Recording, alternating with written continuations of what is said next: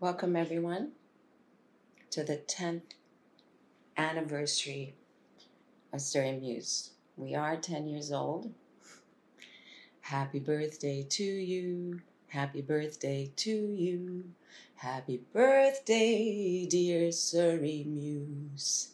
Happy birthday to yous.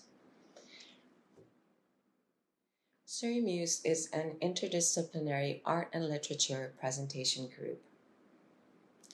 It meets every fourth Friday of the month except for December. And we feature an author, a poet, and a performer, each for 20 minutes. And when we met at the library in person, we'd usually have a 10-minute discourse period after each feature, which we skipped in the virtual version. So we, right after the features, present it's actually a new segment that we've started a few months ago called Just Released. So we invite peers and artists from the community who've just released a new book or a new album, in any of the disciplines, and that's a 10-minute presentation.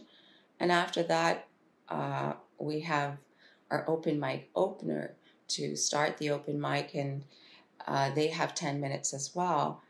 And then we follow up with 3 to 5 minute pieces from open mic presenters. The program for Surrey Muse is it has a rhythm of 6 months. So the program is organized ahead of time, and it's sort of a lottery process. But the open mic pieces, they're gathered within the month of the presentation, whereas the featured presenters are gathered or determined 6 months ahead of time. We publish the program every 6 months, and so you get to see who will be coming up. And because of that too, we have time and we create bios for each of our features, and it's just the open mic presenters that we don't have usually populate a bio for. And thank you to Fawzi Rafiq, our coordinator, our co-founder, who writes the bios as well. Apart from that, let's see, any other little pieces to share with you.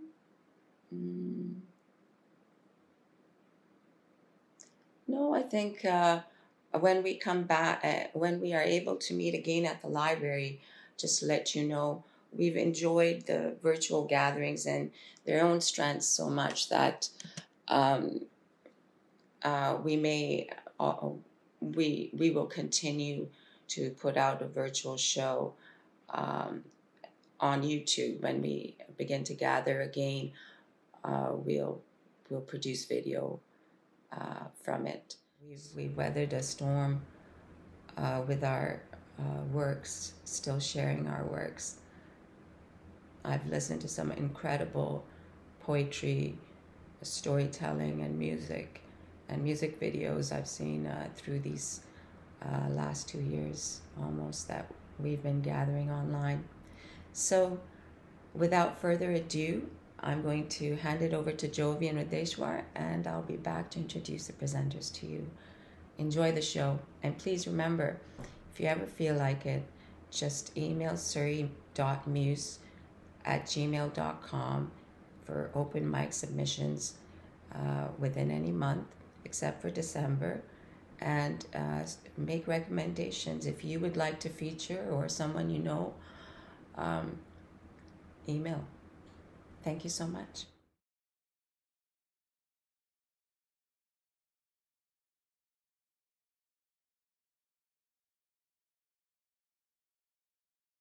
Hello, my name is Jovian Radeshwar, and on behalf of Surrey Muse Art Society, I would like to make the following announcement for November 16th, 2021. To celebrate our 10th anniversary this month, Surrey Muse Art Society is introducing 5 art and literature awards in the areas of poetry, fiction, nonfiction, music, and visual arts. Beginning in November of 2022, these countrywide annual awards will be open to Canadian citizens, landed immigrants, permanent residents, refugees, and international students. Submissions will begin in June of 2022 with a special $10 anniversary entry fee. Prize money will be $1,000 each. Winners will be selected by independent judges. Submission guidelines and other details will be made available in the spring of 2022. The awards are as follows: the Vera Manuel Award for Poetry, the Joy Kogawa Award for Fiction, the Susan Crean Award for Nonfiction, Faith Nolan Award for Music, and Norval Morisot Award for Visual Arts. In naming these awards, we pay tribute to Vera Manuel, Joy Kogawa, Susan Crean, Faith Nolan, and Norval Morisot for their talents, skills, understandings, and struggles. Each one, through their art, has pointed to historic injustices and inequalities in our society, and in that they are miracle makers creating art at once of resistance and healing. As well, for us, naming Surrey Muse Awards in honor of such unique artists brings forth the diversity and scope of Canadian art and literature, giving us a wonderful opportunity to fulfill our mandate of nurturing art and literature by encouraging an inclusive, fair, and equal cultural environment. The estate of Norval Morisot, quote, wishes to congratulate Surrey Muse Art Society for presenting the first ever Norval Morisot Award for Visual Arts.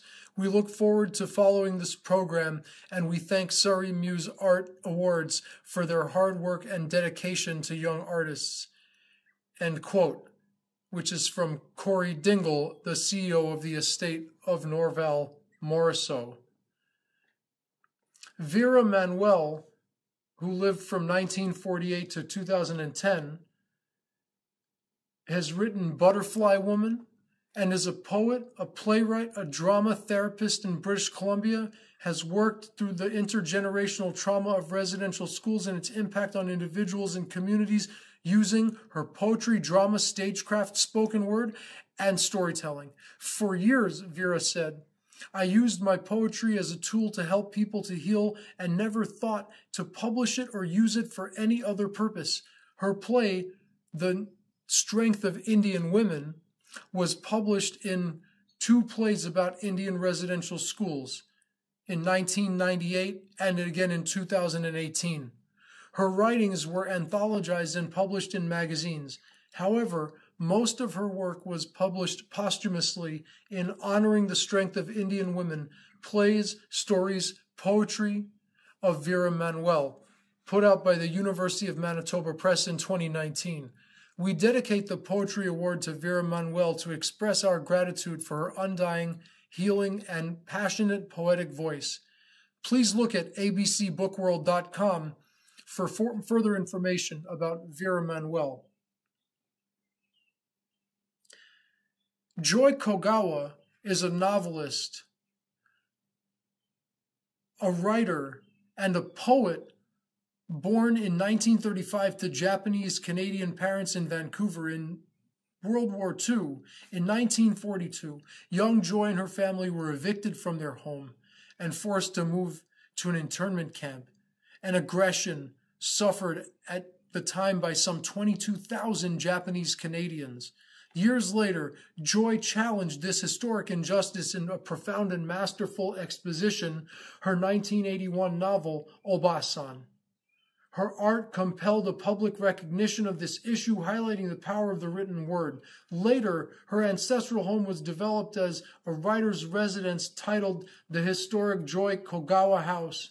Joy was made a member of the Order of Canada in 1986, a member of the Order of British Columbia in 2006, and in 2010, she received the Order of the Rising Sun from Japan. We dedicate the Fiction Award to Joy Kogawa to express our awe for her disarmingly simple yet utterly profound art of storytelling. www.joykogawa.ca. Susan Crean is a cultural critic, author, and activist working in British Columbia and Ontario for over 30 years. A pioneer of creative nonfiction in Canada, Susan's expertise in Canadian history, art, and culture is evident in her essays, biographies, and memoir. She is the author of 7 books. The first, Who's Afraid of Canadian Culture?, appeared in 1976, while her next major work, The Laughing One, A Journey to Emily Carr, was nominated for a Governor General's Award and won a BC Book Prize in 2001. Susan published her memoir, Finding Mr. Wong, in 2018, a work that recreates the life of her family's cook, Wong Dong Wong.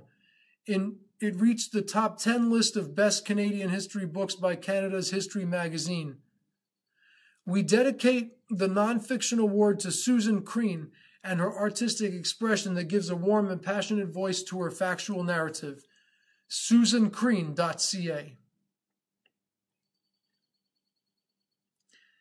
Faith Nolan is a singer, songwriter, filmmaker, and arts activist of Black Mi'kmaq Irish heritage who was born in Afriqueville, Nova Scotia, settling in Toronto, Ontario. A self-taught musician, she has recorded 16 CDs exploring themes of human rights and social change. Her music has been described as a mix of blues, folk, and jazz, with a taste of funk and reggae. To Faith, her music is her political work, and her politics is firmly rooted in her perspectives as a coal miner's daughter, working class, mixed race, and queer. Faith has founded various choirs, music groups, and organizations in Ontario, including CUPE Freedom Singers, Voices of Freedom Vanier Women Prisoner Singers, and the Singing Elementary Teachers of Toronto to create music for children from various cultures. We dedicate the Music Award to Faith Nolan for her compelling musicality that holds the rhythms and lyrics of her revolutionary songs. faithnolan.org. Norval Morrisseau, who lived from 1932 to 2007, also known as Copper Thunderbird, who founded the Woodland School of Art, is also called the grandfather of contemporary Indigenous art in Canada. In the 1960s, Morrisseau shattered societal, sexual, and commonly held stereotypes and prejudices in the face of intense discrimination. He created a style that was all his own, an artistic vocabulary that inspired a new art movement. A prominent member of the Indian Group of Seven, in 1978 he was made a member of the Order of Canada. He was a member of the Royal Canadian Academy of Arts, where he was given a posthumous Lifetime Achievement Award in 2008. He is the only Indigenous artist to have also had a solo exhibition in the National Gallery of Canada. We dedicate the Visual Arts Award to Norval Morrisseau to express our gratitude for the color, the shapes, and the tremendous depth he gave to Canadian visual art. www.officialmorrisseau.com. And finally, we, the Surrey Muse, are an interdisciplinary art and literature presentation group that was founded by 4 artists of color in Surrey in November of 2011. Mandated to inclusivity and equality, it held 3-hour salon-style monthly gatherings featuring authors, poets, and artist performers with discussions and open mic sessions. In 2016, for its 5th anniversary, 2 additional programs were introduced, Surrey Muse at Large and Surrey Muse Writers. The group registered itself as Surrey Muse Art Society in 2019. In the words of Rundeep, co-founder, and secretary-treasurer, Surrey Muse has done an amazing job over the past 10 years. It has built a community where none existed before. Its success is evident both in the fact that it has been taking place month to month for the past 10 years with a positive response from and participation by its community. Its community has continued to grow, which only speaks to its importance. Please check us all out at surreymuse.wordpress.com. And you can also find a growing video archive of literature and art on the Surrey Muse YouTube channel. And there are links to over 250 artist profiles at surreymuse.wordpress.com/people, and a collection of original art and design of Surrey Muse posters also on the Surrey Muse's WordPress website. The Surrey Muse would like to acknowledge that it takes place on the unceded lands of the Coast Salish nations, and these nations occupied this land and lived here long before what we call Canada today came into existence. And we live on these lands which are occupied, and this means something very important for all of us, both individually and as a community, as we contemplate really what truth and reconciliation is, really what land back is, and really what justice is on earth in our lifetimes.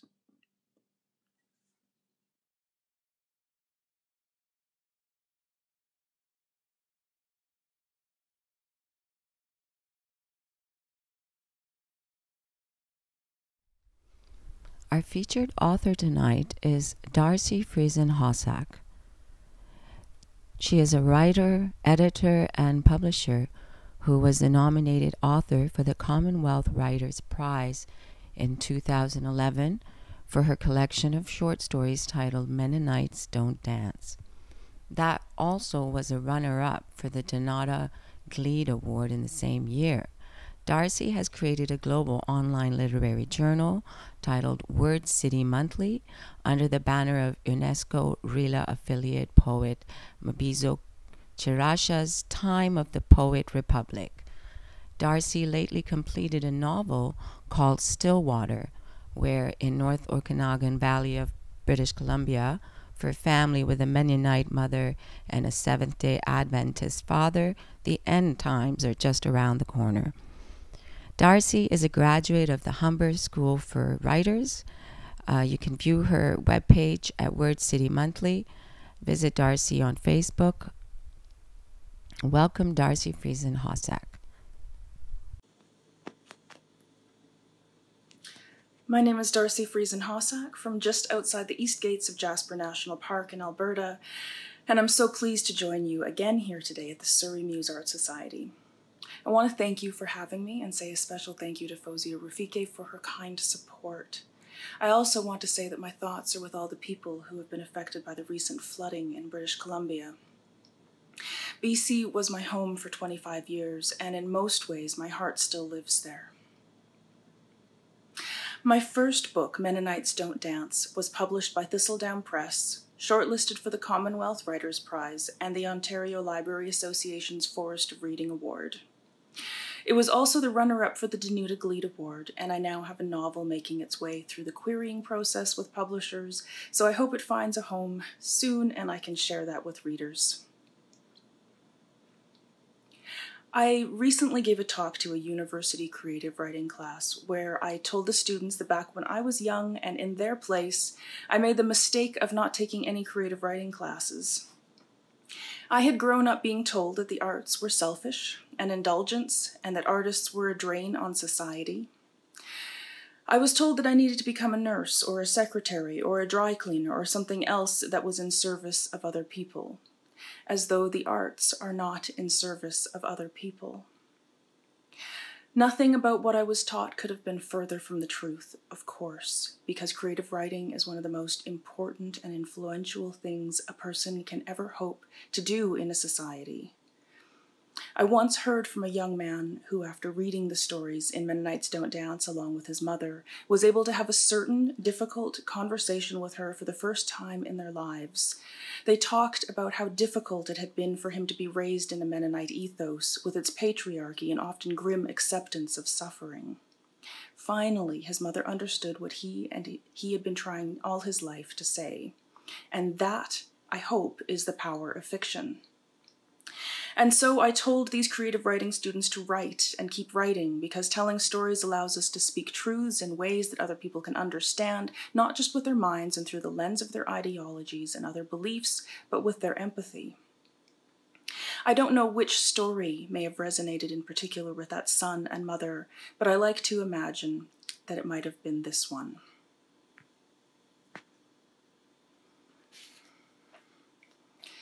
This is Year of the Grasshopper from Mennonites Don't Dance. So many grasshoppers that year, enough that 2 or 3 were found clinging to the head of each stalk of wheat in the fields, and not enough poison in the country for even Saskatchewan to be rid of them. A farmer might as well have fired birdshot into his crops for all the good it would do to spray, or send my brothers to pull the insects' legs off, crippling them so that when they snapped their wings they'd fall back to the ground, unable to achieve flight without the advantage of hop. There was a time when I was very young that I might have thought this cruel, but I came to hate the insects so feverishly that years later, when there were only a few, I'd cross the street to avoid a grasshopper on the sidewalk. That year the country was choked with them, their smell like burnt hair, sunsets were blacked out, voices of birds swallowed by the noise of a swarm that single-mindedly ate as one. I was an ignorant child and didn't understand why my grandpa and uncle stood clenched-fisted as their work was devoured, when they prayed for relief and when it didn't come, for faith. I didn't need to visit the farm.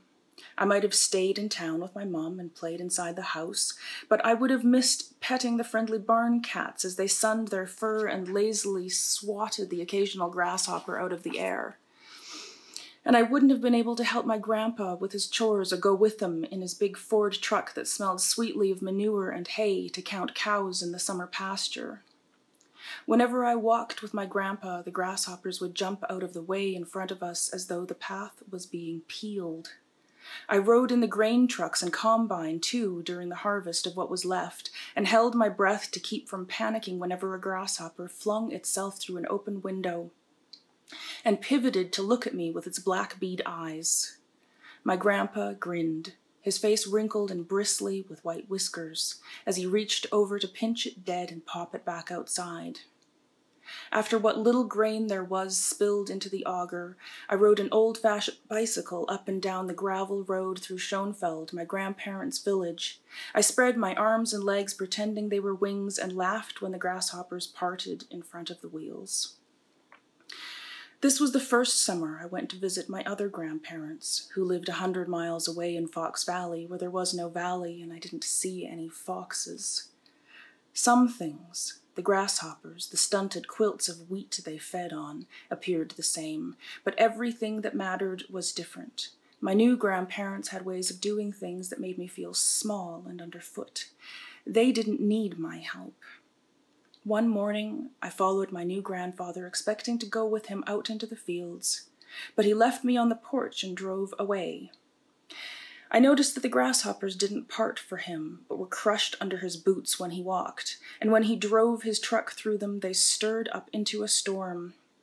As I stood on the cement steps, the grasshoppers began to settle. The insects he'd trampled twitched, their legs stirring through their yellow eggs and entrails.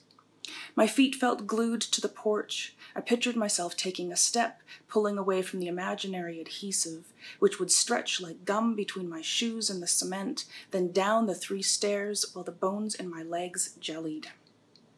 I closed my eyes and tried to make the scene turn out differently, the way my first grandpa seemed able to make the grasshoppers move aside, the way they parted in front of my bike. With my fingers rolled up into fists, I took one step, another. The nearest grasshopper tensed, squat with readiness to jump. but instead of letting me through, they sprung up and snapped their wings, thousands in every direction, dipping and swerving erratically with each stroke. The nearest ones pitched themselves against my legs and scrabbled to cling to my bare skin with their spiny elbows. More grasshoppers replaced them as they fell away. Others latched onto my socks and the hem of my shorts, shuffling their wings closed under their scabby backs.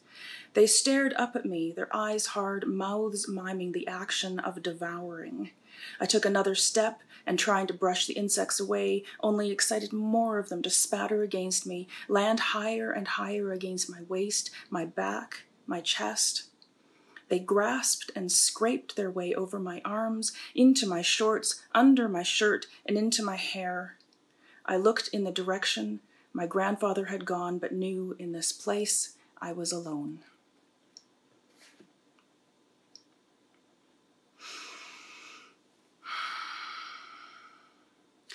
So 2 weeks ago, back in that creative writing class, I was asked why I became a writer.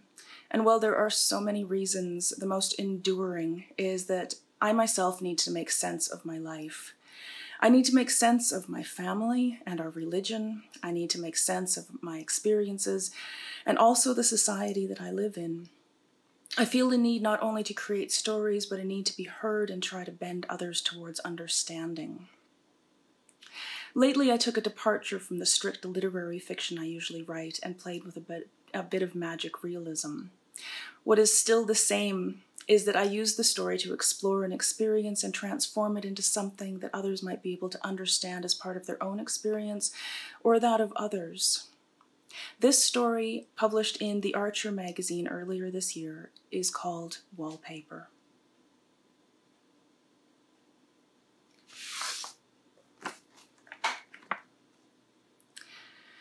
The moment Michaela saw it, she knew the wallpaper in the entryway of her mother's new house was a door to another world, and with its snaking swirls of gold foil and raised black velvet, it couldn't lead anywhere good.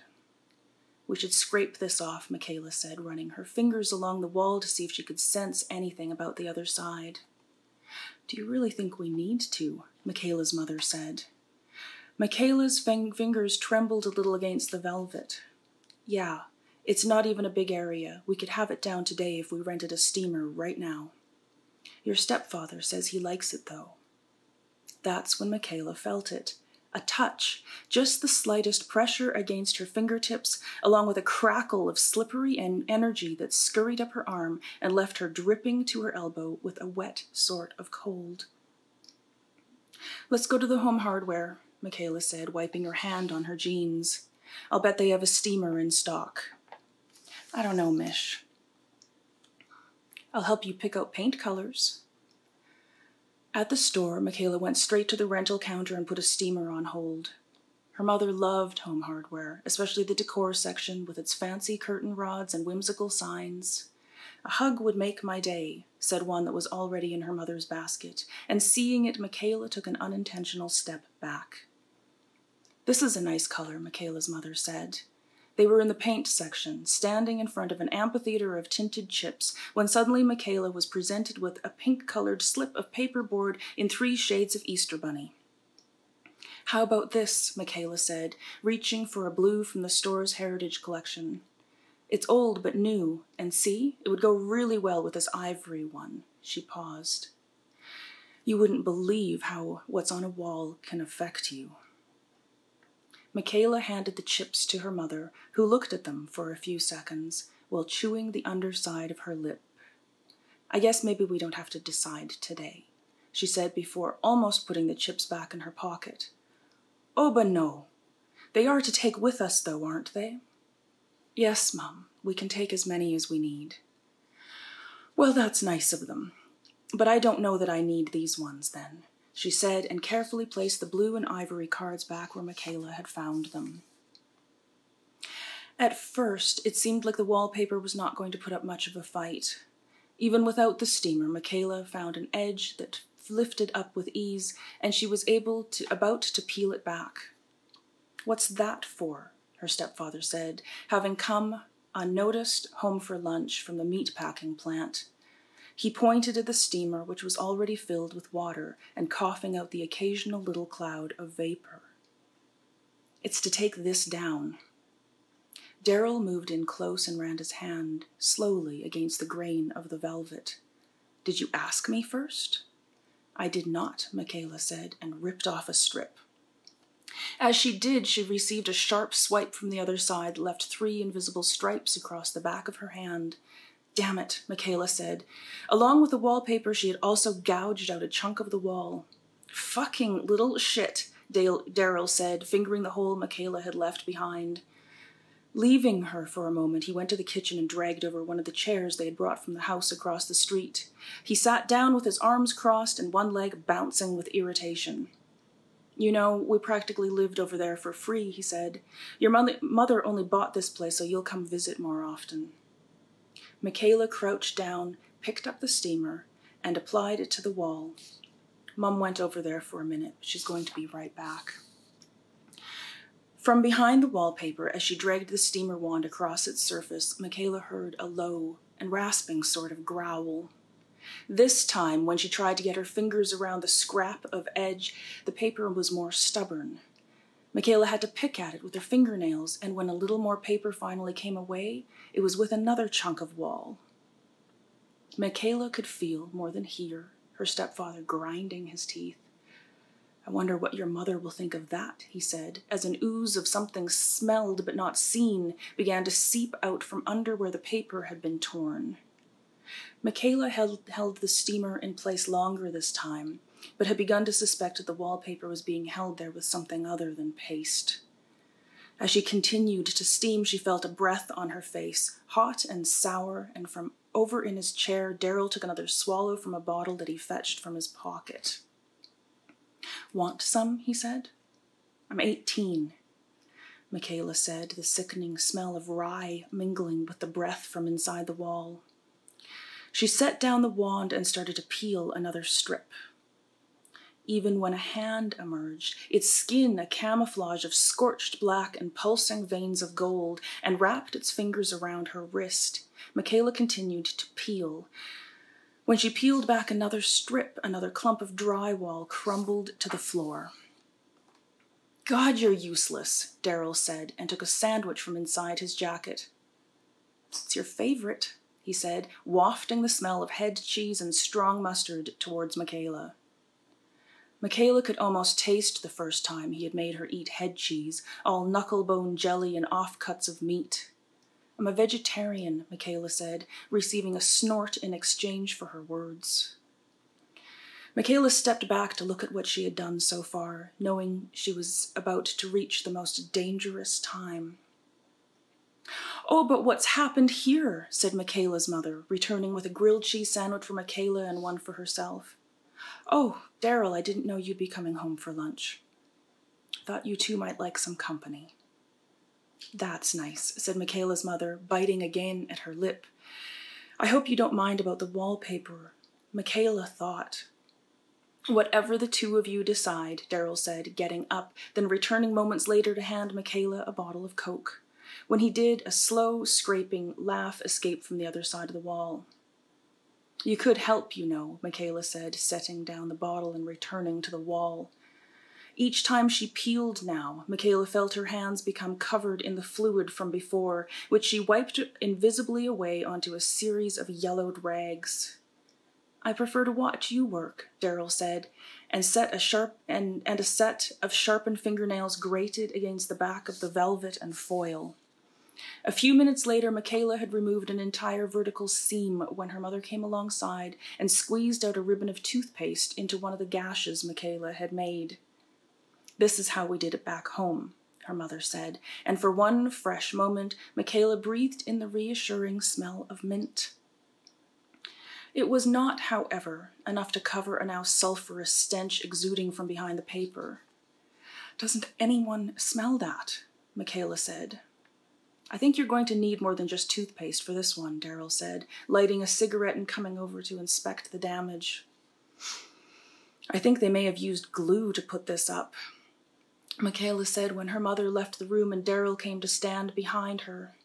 These old walls, you never know what's holding them together, Darryl said, his whiskey breath now falling on Michaela's neck as the sharpened outline of a face pressed itself through the paper. I'll go downstairs and look for some spackle, Michaela's mother sang from the kitchen as Michaela grasped and peeled away a strip where the face had just been. Michaela applied more steam, and when she was ready, she gripped yet another edge and started to pull. This time, the paper, instead of tearing, began to stretch away from the wall. It bulged and formed a kind of pouch, and when it had stretched enough, something the size of a man dropped into it as though into a womb. The hand that had grasped at her now slit a nail through the softened paper, like a reptile using its egg tooth, opening a window into its greasome world. Michaela's heart began to drum against the inside of her chest. I found some other wallpaper down here, you two, Michaela's mother called from downstairs. This one has got some real nice flowers. What do you think? Want to put up some flowers? Darryl said from behind. At the same time, the paper in Michaela's hands finally gave way and tore a little more. You are such an asshole, Michaela said. She pulled harder now and moved her head just in time to avoid a swipe across her face. Seeing inside the creature's world now, bubbles of acid mud rose into domes before bursting back into the swamp from which they came. Bunch of stupid flowers would be better than this, Michaela said, brushing back against Darryl as she placed one foot on the wall for leverage and continued to pull. Hand me that chair, Michaela said. I need to get up high. Why should I? For fuck's sake, just give me the chair. Just give me the one thing that I ask for. Darryl laughed and pulled over the chair he had sat on to eat his lunch. Consider it a gift. Thanks, Michaela said and quickly stepped up. The paper was coming away now, all of it. Unless she acted fast, though, the creature that was caught in the swelling between their two worlds might come spilling through the gap it had made. I still need your help, Darryl. Just come up here with me for a second, Michaela said, at the sound of her mother's footsteps returning up the stairs, and as the creature from the wallpaper pushed itself close and tasted the scent of Michaela's sweat. I don't know what you think this will accomplish, Darryl said. You, meddling with things here. He didn't step up like Michaela had asked, but moved instead to a spot just in front of the chair. Ever since you were that snotty little kid who tried to call me Dad.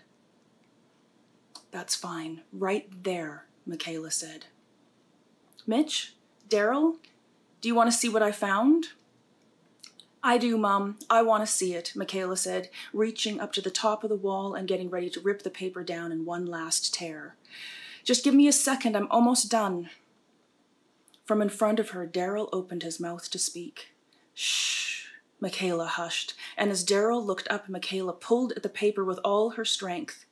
Come on up, Mom, Michaela called, just as the paper began to come away. With the paper in her hands like a flag and one edge still attached to the wall, Michaela jumped down behind Darryl and pushed. What the fuck? Darryl said as he fell towards the wall. Where's your stepfather? Michaela's mother asked as Michaela wadded up the last strip of paper and held it tightly together in a ball. I think he went back to work, Michaela said, pressing the wad into the ribbons of other wallpaper at her feet. Did he say what time he'd be done tonight? No, Michaela said, pushing the paper into her mother's hands to throw out. But he did want me to tell you not to wait up. Thank you. Thank you so much for listening.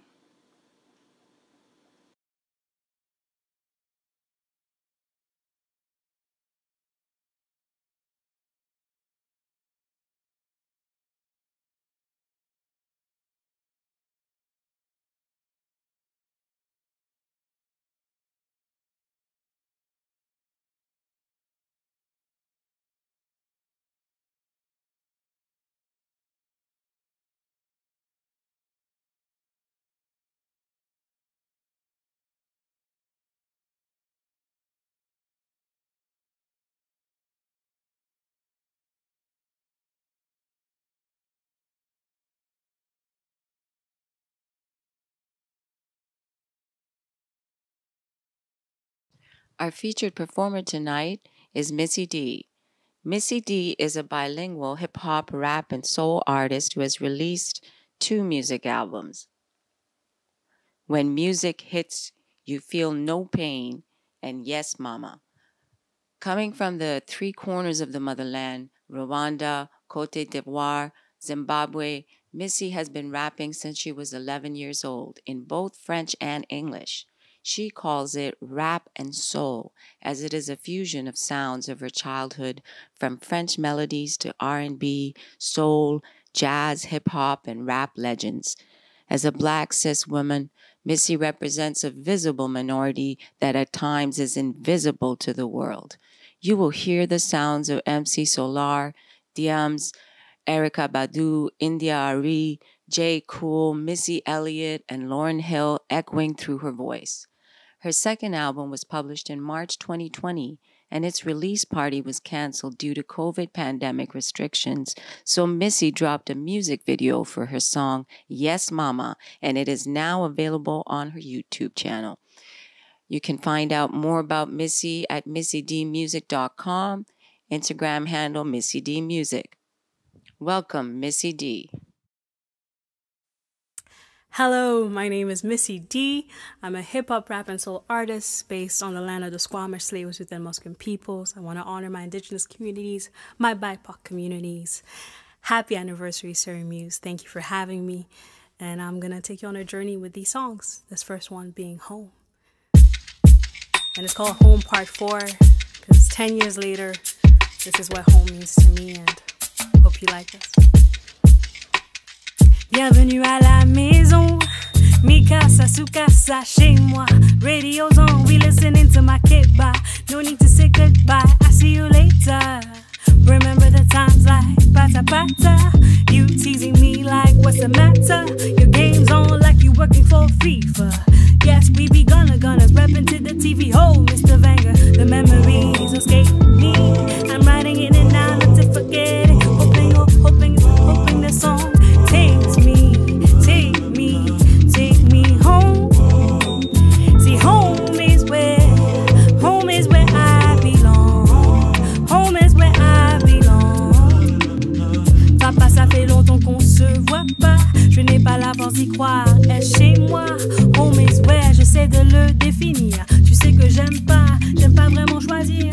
Finalement, cette lettre, elle va s'écrire. Ma thérapeute dit lui tout et sois franche. Je prends mon stylo à cœur et je commence. Mais comment est-ce que j'explique que cette souffrance, c'est le deuil qui recommence. C'est comme une vague, elle s'approche, elle repart, elle avance. Prends ton temps, un pas de pas en avant. Je retourne à la maison. Take me home.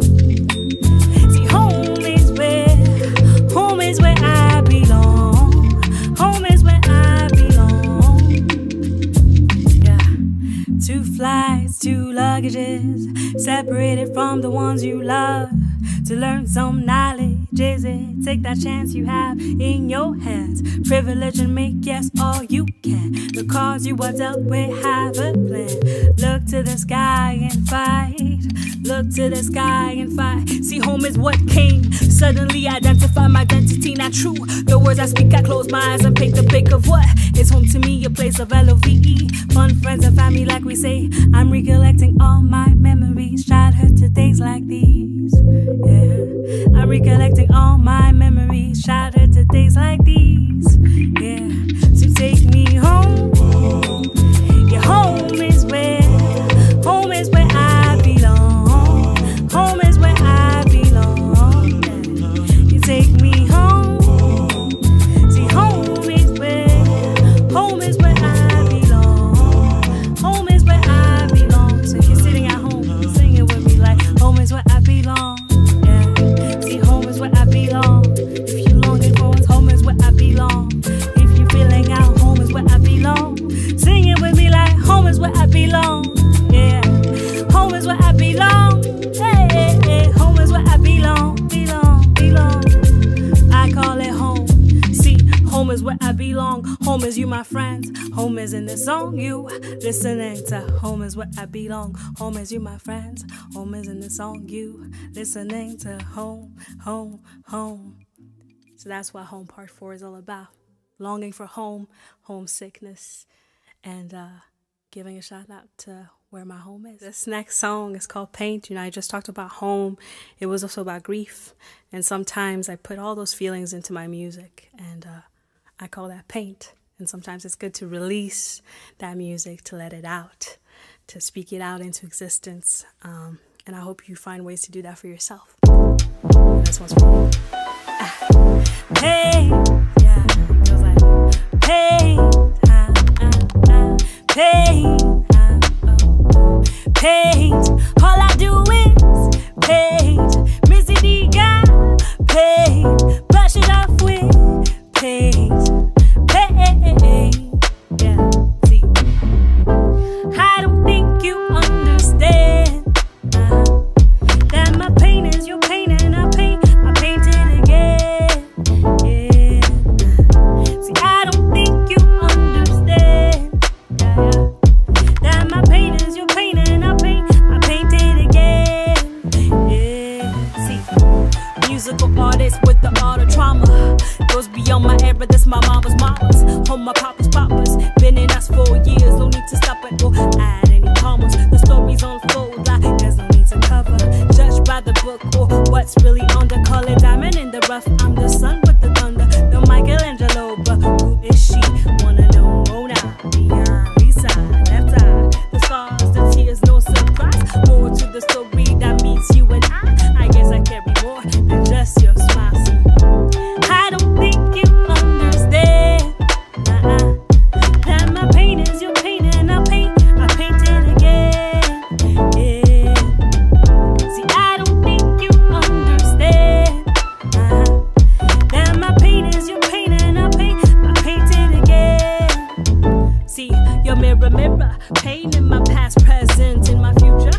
Who did the dishes to make it any cleaner? Is this a different dimension? A deja vu that is yours, both my curse and my blessing. All the empathy that I'm feeling got me bundled up as plunger. Saved by this hip hop, when music hits you feel no pain. Got my brush on my mic and these paintings I keep painting like I don't think you understand that my pain is your pain and I paint it again. Yeah, I don't think you understand that my pain is your pain and I paint it again. So if you're feeling pain, so we healing our pain. 32 paint, healing our pain. 32 paint, we're healing our pain. 32 paint, healing our pain. 32 paint, brush it off with paint. Missy D got paint. All I do is paint. God, walk with me like paint.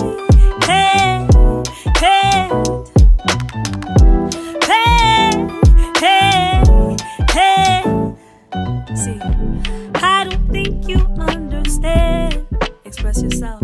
That my pain is your pain and I paint it again. Yeah, ask for help. See, I don't think you understand. That my pain is your pain and I paint it again. Paint. Yeah. Find yours, find what gives you joy. Express yourself and know that we're here for you. This next song, we just talked about paint, and then, sometimes life has these ups and downs and makes you feel like you're on a roller coaster or something. But what I've been learning this past year is that I'm going to try to roll with these waves, with these ups and downs, and keep it rolling, rolling, rolling, rolling, rolling. See, I'm trying to figure out who I am. I'm trying to figure out all my pain. I've been shot, but the wound keeps changing. Some days are okay, some days are different. I wake up on the right side of what's broken. Is it clear to my eyes or my thoughts then? Oh, this life is a ride and I'm rolling. Oh, this life is a ride and I'm rolling. I'm rolling like the waves of the ocean. I'm falling another side to being human. I'm hoping for love and change in the end. Up and down, I'ma come back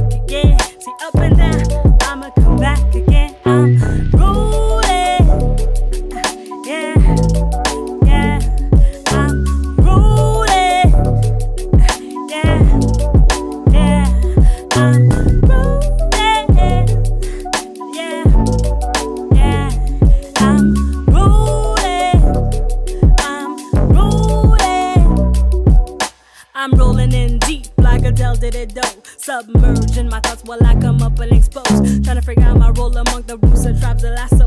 I'm a kid from the new school, but I'm down with the old. Cut out of line, well, that's a hook to my soul. Tried by Medusa's eyes, think I'm a rolling stone. Like Tina, I'm turning and rolling as I go. Proud Mary, Hail Mary, got some angels above. Went to bed on the high, woke up, yes, on the low. Some people see the lights and forget the shadows.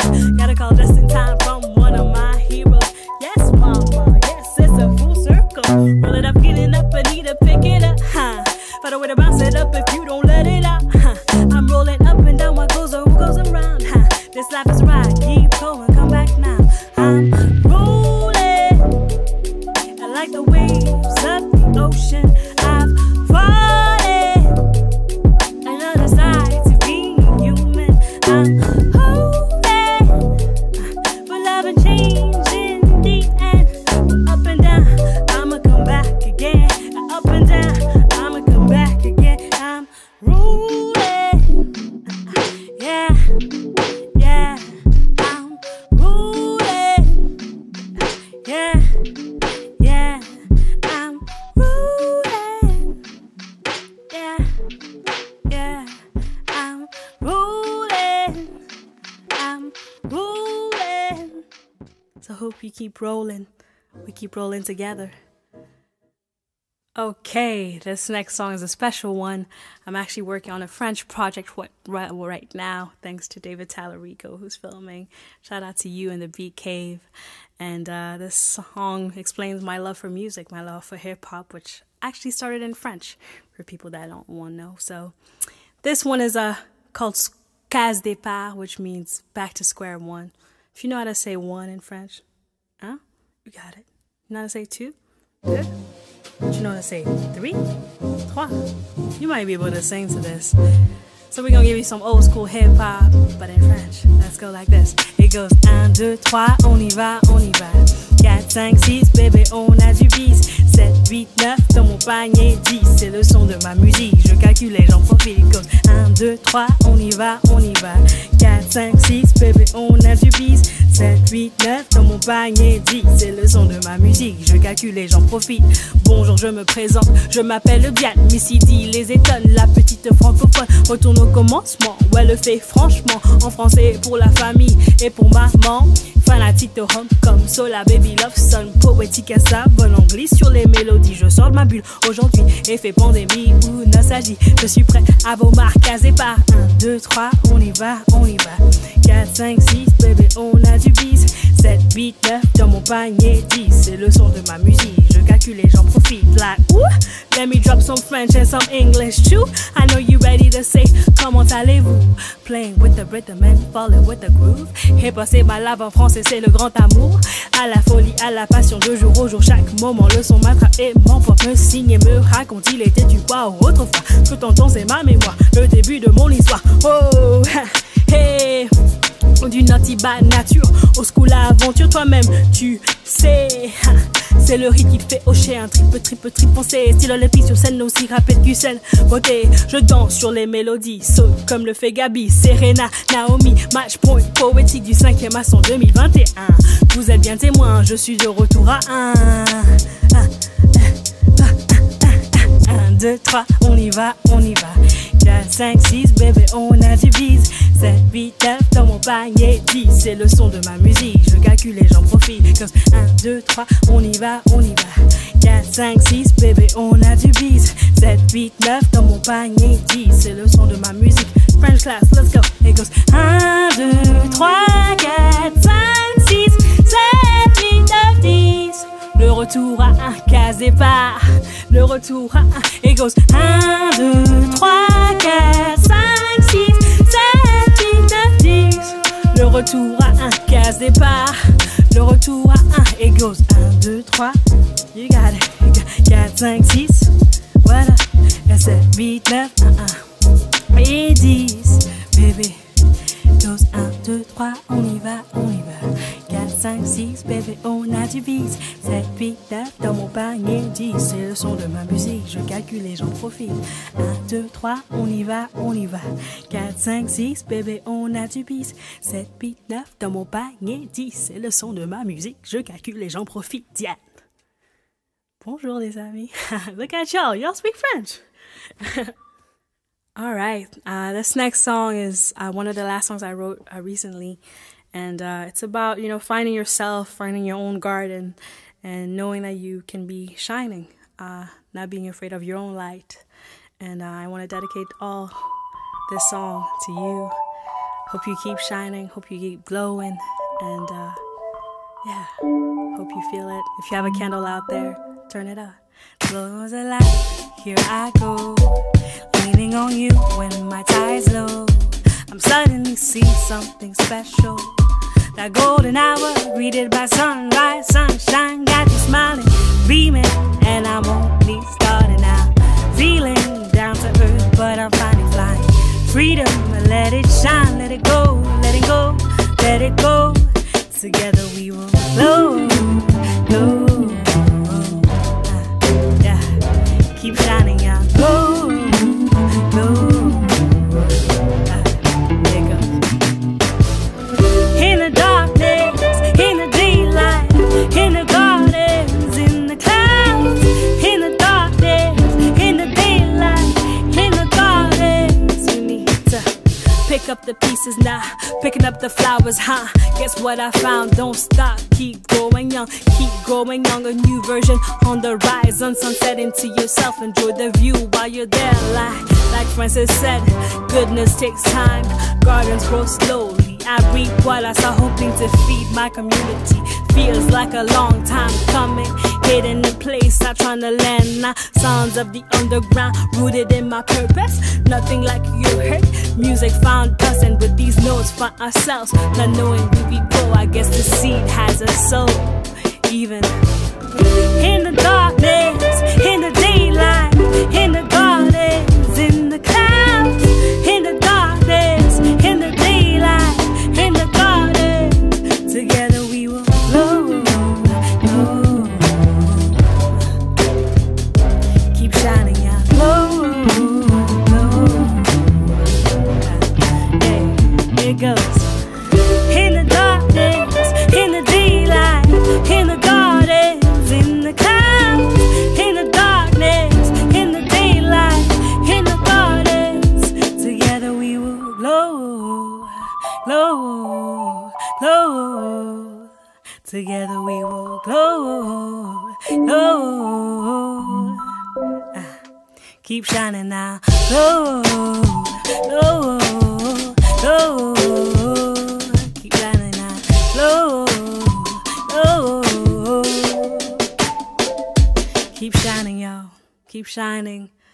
You are light. You are power. You are your garden, your village, your community. And we got one last track for y'all. That's right. We're here with our last song. I want to thank you, Surrey Muse, for having me. And I want to dedicate this one to all our matriarchs, all my motherland, my mama, your mama, our angels. And this is called Yes, Mama. If you like what you heard today, go check out this song. Go check out this EP. And make sure you tell your loved one you love them. So it goes like this. Enter the room like he knows who we are. Follow me on Earth, Venus, up to Mars. See, I'm extraterrestrial. I'm alive on Earth, but also quietly third killer boss. Dropping bars like a dead lift up in my spirit. Killing me is above the limit. Run on one's orbit. Got the ring, call me the hope, and I need to be explicit. Someone call me a doctor. I'm a good veritable lyrical monster. I'm first out of my job with my delivery. Roots still flow past the cipher. Misery coming out, couple with a dream with a dollar. Missy D surrounded by a fella. Boutique refer back to an Afro good beat. See, I gotta sing it for the motherland, so that they really, really understand. I hope mama is listening. We celebrating your wisdom, singing yes mama, yes mama. He goes like yes mama, yes mama. Okay, like yes mama, yes mama. Okay, like yes mama, yes mama. Got a lot on mind right now, nothing you but I pause sometime. You press, rewind, look back to last month. Like, what is time? Yo, give me the seconds or give me the runner. Give me the review, the preview, the sequel. I felt like I dream of living another life. I need a DJ play and save it fast, huh? With a bit of melody, with poetry, with thoughts upon what would be. Can I put some metaphors? Give me more lectures, laugh it off. Quite on shore, something wrong, the clock is done. I shot myself to come back strong. I feel that's the battle, I just won. I feel that's the battle, I just won. I'm trying to send my life right now, I need a second somehow. I'm tryna stand white right now. I need a second somehow. I'ma call up mama. Hey, bless me with your wisdom. And she sing and we sing. Heads for my, heads for my. He goes like heads for my, heads for my. Okay, like heads for my, heads for my. Okay, like heads for my, heads for my. So if you're listening to this tonight, like I said, I hope you call someone up today. You message them, you text them, whoever's sitting next to you, and you let them know that you love them. And for me, that happens to be Maman. Is that you? Allô maman, cette chanson ouais c'est pour toi. Ouais une chanson, cette chanson ouais c'est pour toi. Allô maman, cette chanson ouais c'est pour toi. Ouais une chanson, cette chanson ouais c'est pour toi. Singing yes for my, yes for my. Okay like yes for my, yes for my. That's right, yes for my, yes for my. Okay like yes for my, yes for my. Mama, mama, yes for my, yes for my. Okay like yes for my, yes for my. That's right like yes for my, yes for my. Okay like yes for my, yes mama, mama. Yes, mama. Thank you for having me. My name is Missy D. All my blessings to you, Surrey Muse. All my blessings to people watching. Much love. Take care of yourselves and each other. Peace. Yeah.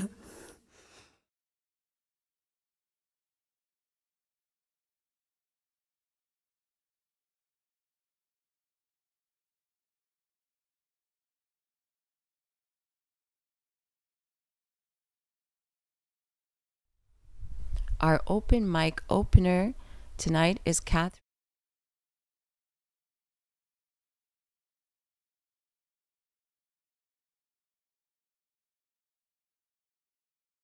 Our featured performer tonight is Missy D. Missy D is a bilingual hip-hop, rap, and soul artist who has released 2 music albums.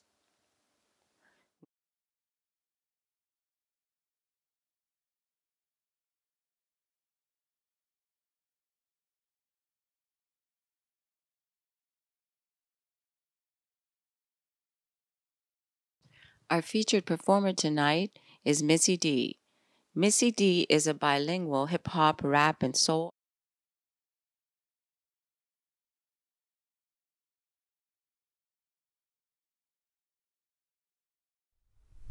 Our open mic opener tonight is Catherine Lewis. Catherine Lewis is a Chinese-Canadian writer and poet. She is the author of the poetry chapbook Zipless from 2021 by 845 Press, and she was a finalist in the Fiddleheads and the Humber Literary Review's Creative Nonfiction Collective Society's Creative Nonfiction Contests in 2021. A graduate of the Writers' Studio at Simon Fraser University and the Vancouver Manuscript Intensive, she attended the Banff Centre Literary Arts Residency, Poetry, Politics, and Embodiment in fall 2021.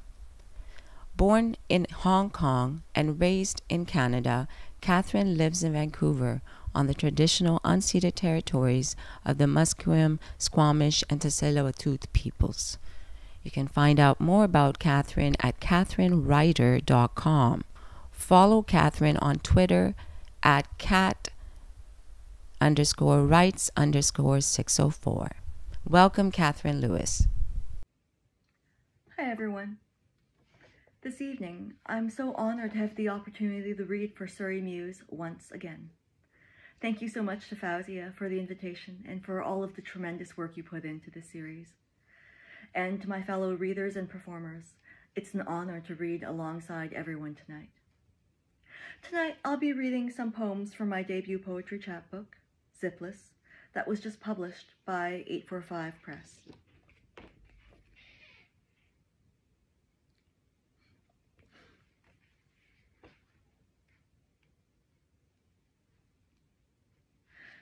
The first poem I'll be reading for you this evening is entitled Red Shoes. Fitting to buy my first Valentino shoes on Valentine's Day, 2,000 miles from home, by Newport Beach's flaming orange sunset. As one stage in my fertility journey ends, Today, the 10th and final time ova are surgically plucked from my body without anesthetic at this California New Age last-ditch clinic. I don't plan to care about ovulation again, no matter how this motherhood story ends.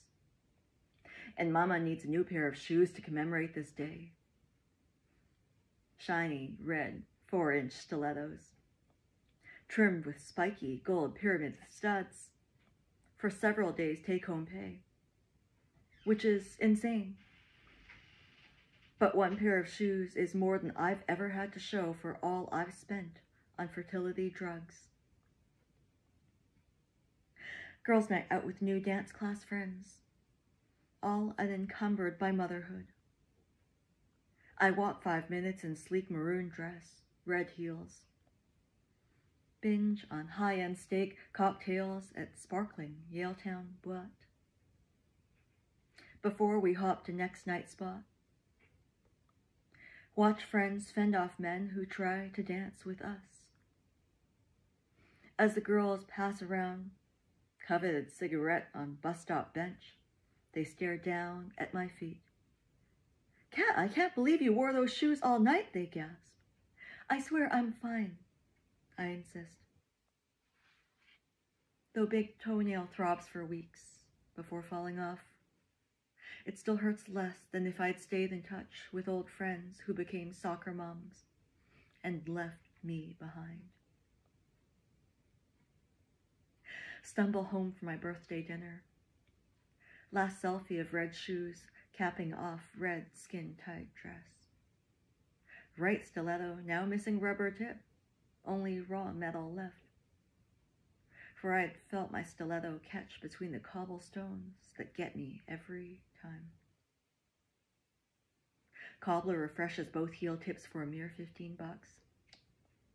Small price to pay to preserve last faint hope I once had of motherhood. The next poem I have for you is entitled Blue Shoes. You step into my apartment, point to red stilettos I splurged on, and tell me I have the same ones in blue. Sentiment only a fellow femme would express. You mother, I'm a little bit butch, wouldn't you say? I'm not sure if you're being facetious in your futchy way. I've only seen you in Converse and jeans. You left your good clothes back east. Clothes your mom will bring soon to check on her firstborn. Aftermath of your unexpected hospital stay. If you were my daughter, I know what I'd say. Dear, you haven't found a job yet, after all these months here, and now you're moving out of this rented room with nowhere to go? You count on one hand the friends you've made, even if I count myself, but I don't. Because I can't imagine you telling your mom the only person you've met worth dating this long is an already partnered up girl with no room for you to move in. No matter how much this girl spoils you with La Durée cakes and macarons and MoMA pop-up Christmas cards. Your mom's still upset you no longer fast at Ramadan like a good daughter should. How do you expect her to put up with you still dating girls? You take so long to text me back, holed up in that hotel room with your mom. I wonder if she's whisked you back east for good.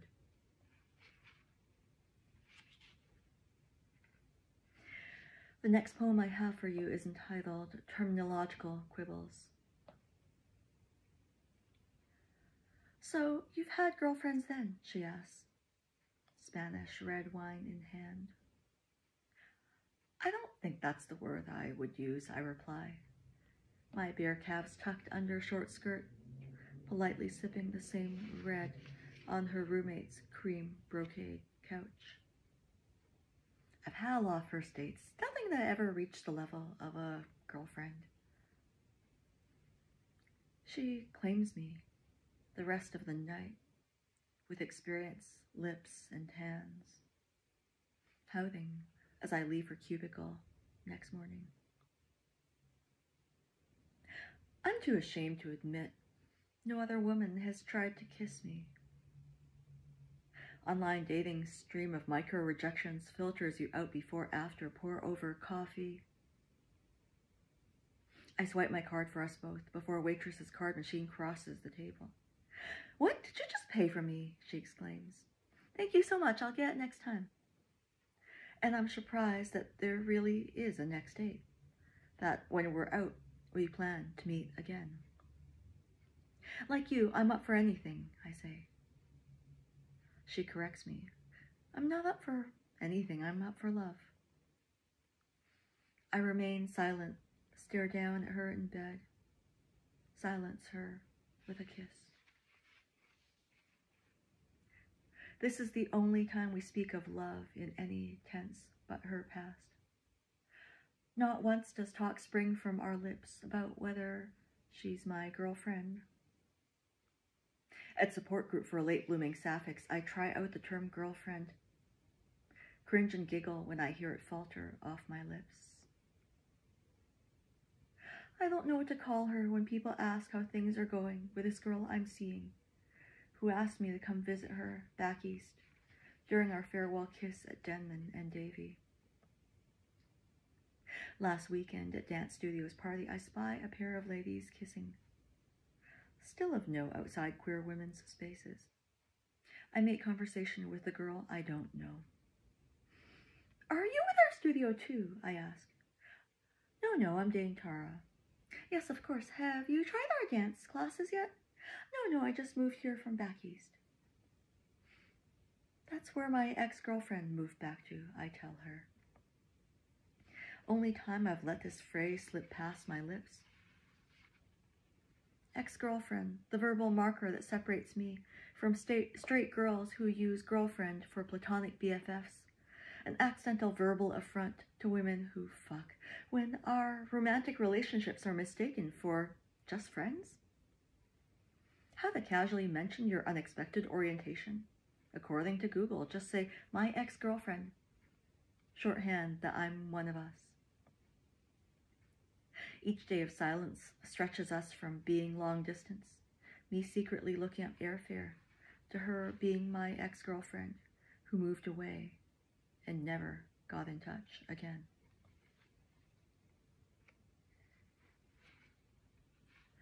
The final poem I have for you tonight is entitled Holiday Drink. Starbucks app. Too tired to pick a new drink today. I hit the reorder screen. Juniper latte displays, alongside a warning triangle in red with bold red text. Out of season. Though I bought it just last week. Nearly a month past Groundhog Day. Paper cup still on my cubicle desk. It's the only Starbucks drink I've had with you. That time us girls crawled out of your warm twin bed on Boxing Day morning to walk the dog, and Max already had one accident last week when you slept in. Full makeup still on from night before.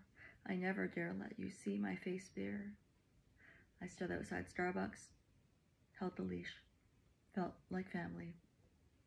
Skulked away after Max peed on Starbucks metal table legs. I can't even be trusted for a minute. You emerged with the juniper latte I requested.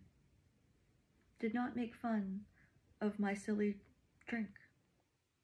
That must offend your European sensibilities. As we inhaled our chocolate croissants, once back in your warm bed. That was the last time I woke up with you. I hadn't realized we were just a Christmas romance, that we would now be out of season. Thank you so much for listening, everyone.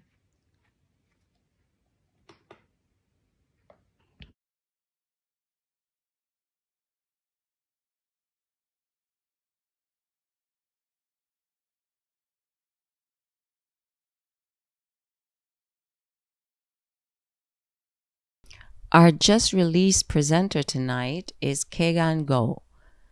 Kegan Go is an author, award-winning filmmaker, multidisciplinary artist, playwright, actor, mental health advocate, and an activist. Originally from Singapore, he is a respected and established voice in Vancouver's literary community. In 1993, at the age of 23, he was diagnosed with manic depression.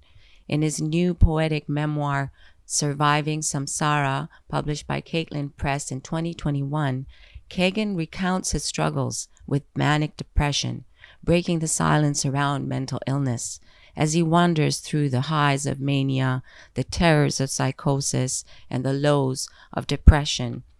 From the welfare office to the hospital ward and many places in between, Kagan struggles to discern the difference between mental health breakdowns and spiritual breakthroughs.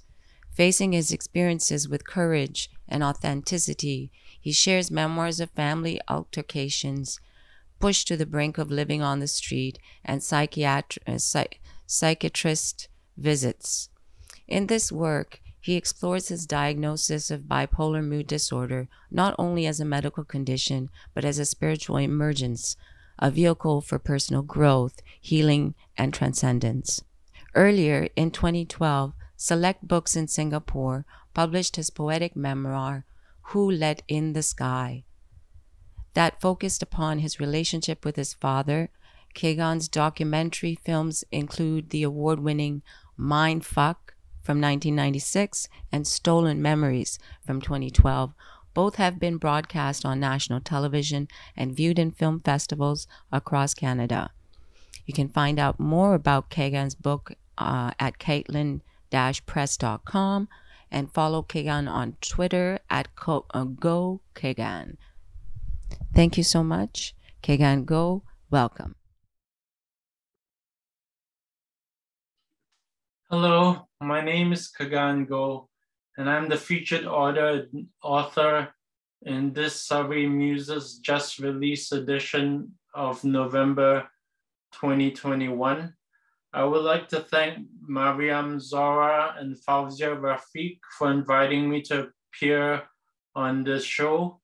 I'm going to be talking and reading excerpts from my newly published memoir, Surviving Samsara by Kagan Go, published by Caitlin Press, Caitlin Press, a memoir of breakdowns, breakthroughs, and mental illness. Essentially, the book chronicles a 28-year journey of recovery from mental illness, namely bipolar mood disorder, also known as manic depression. It follows me through the roller coaster ride of a 28-year journey of recovery through the highs of mania, the terrors of psychosis, and the lows of depression, and gives intimate insights into an insider's experience of madness. It also deals with the stigma, prejudice, and discrimination that people with mental health challenges face on a daily basis. I'm going to dedicate this reading to my beloved wife and love of my life, Julia Hoagland Glow, without whom I would not know the meaning of unconditional love. I'm reading from the eponymous story, Surviving Samsara, which is the prologue to the book, which appears later on in the book, sort of a flash forward prologue. December 26, 2000. My mind is consumed by raging fire. I scream in excruciating pain. Leaning over the edge of the Broad Street Bridge, I am tempted to jump into False Creek to extinguish the flames. I climb onto the railing. I balance atop it, looking down. The water sparkles like a diamond tiara as I spin the roulette wheel of samsara. I must extinguish my anguish. I turn back to see the world one last time. The bright sunny morning mocks me. It is annoyingly cheerful. The traffic flies past me, oblivious to my plight. I am one insignificant man in an overpopulated planet of 7 billion suffering souls desiring death. My head spins as I picture myself plummeting into the icy water, into oblivion. I walk the tightrope in my head, one false step, and I'm dead. So essentially, this is a true life story that happened to me over the last 28 years, charting my journey of recovery.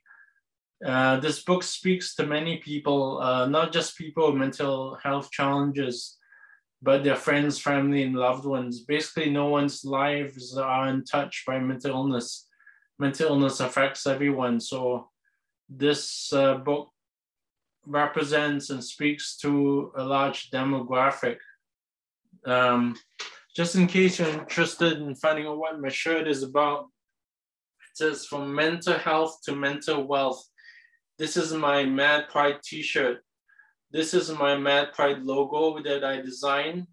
It's got the smiley face on one side and the frowny face on the other, kind of a modification of the happy smiley face, kind of representing the theater emblem of drama and tragedy. This represents mania and this represents depression, kind of like the cyclical nature of the interdependence of the yin-yang symbol, which this is a modification of part of the human condition. And then the back of my shirt, my personal logo, Mad Love and Love Madly. So with that, I will leave you. And I wish you health, wealth, happiness, peace, love, prosperity, tranquility, love, abundance, and all good things. Mad love and love madly, all my relations. Hello, Surrey Muse. Happy 10 years. Thanks for letting me read to you today. My name is Jessica Lee McMillan. I'm just reading 2 poems that were published recently in Goat's Milk magazine. The first is called The Anatomy of a Funeral, or The Anatomy of a Sidewalk. Tombstones in concrete ribbon, the standard issue funeral option, like ashes in a cardboard box, are aggregate mixtures of concrete, sprawl a parade through life and death we can't commemorate. The horizontal texture sets the tone for every street, like every memorial. Each fine horizontal line strains eye to next expansion joint, dutifully stepped over lest a spine you break, the spaces you went rogue, left out of the eulogy. Courteous platitudes and no reminders of an untimely end in lieu of flowers, paths trawled clean to keep appearances neat. Held from the lip, slipped into the gutter, down the steel grate, the surfaces of psyche, the wood forms we fill, the coercion rebar, hiding the quakes, the defiance of footprints cast in wet, unfinished selves, beg for grass, beg for a roast, not a speech. The next poem is A Gathering of Leaves. On a shelf of volumes bound to me, binding, I extend vertebrae, the body a gathering of sewn leaves, limbs of multiple endings, luminous spines in column palette.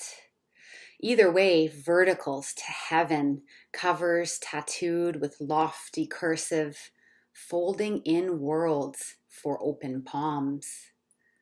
Under my jacket, I spill anatomy, vellum skin, organ of written word, backbone stacked in raised bands up to my ink cartridge tongue, inscribing paper in scars. Nose of vanilla musk, porous pulp under fingertip, text to nerve ends from cellulose walls, acid pregnant and hinge split by chemistry of inherent constituents. Tactile script, imprints fingers in fleeting archaeology of touch. In the falling of leaves harbors the word, in a cycle of autumns, in the demise and rebirth of book, the body ever writes, is written. Thank you.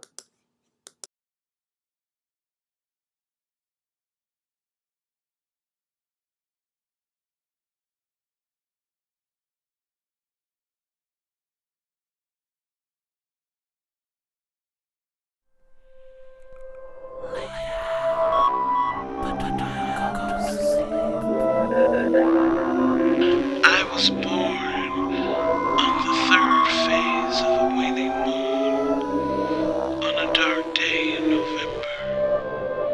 She said, I had the wrath of 1,000,000 ravens in my womb. She was not ready. A voice proclaimed beyond my mother's knowing. She said, I was an omen come alive, spread across her shrinking world, and I will live on, for you made me endless.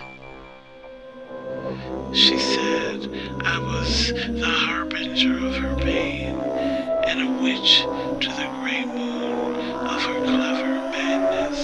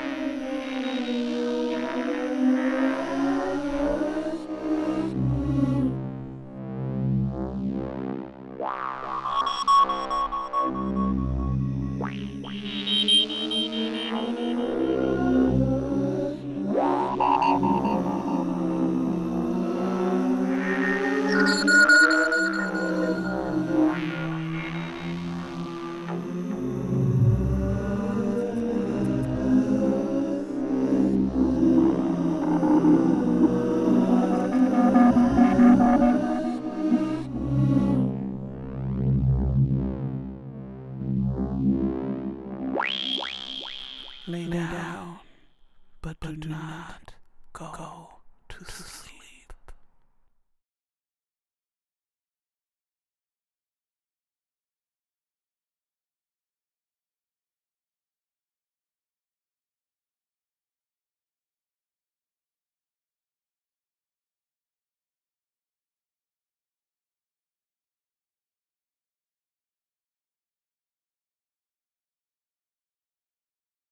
An unholy prayer.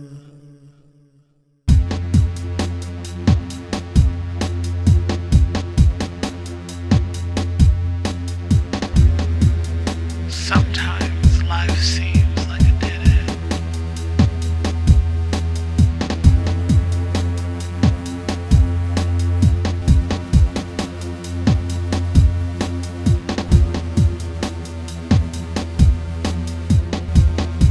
I will bless you.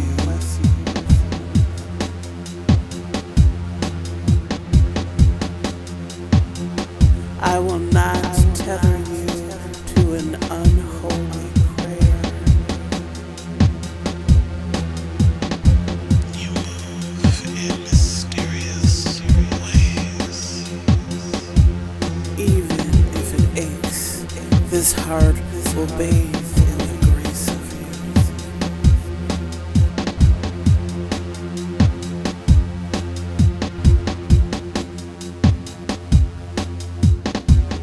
A slow, synchronized dance.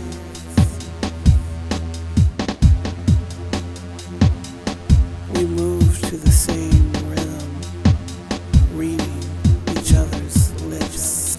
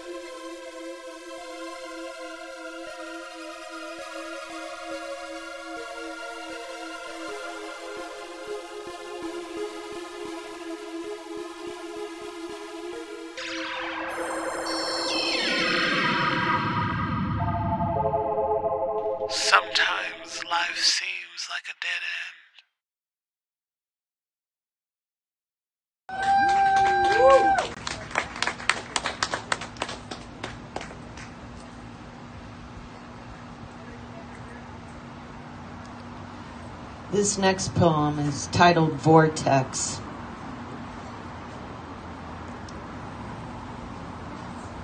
And it is in its entirety a metaphor for the failure of modern day medicine. Yes.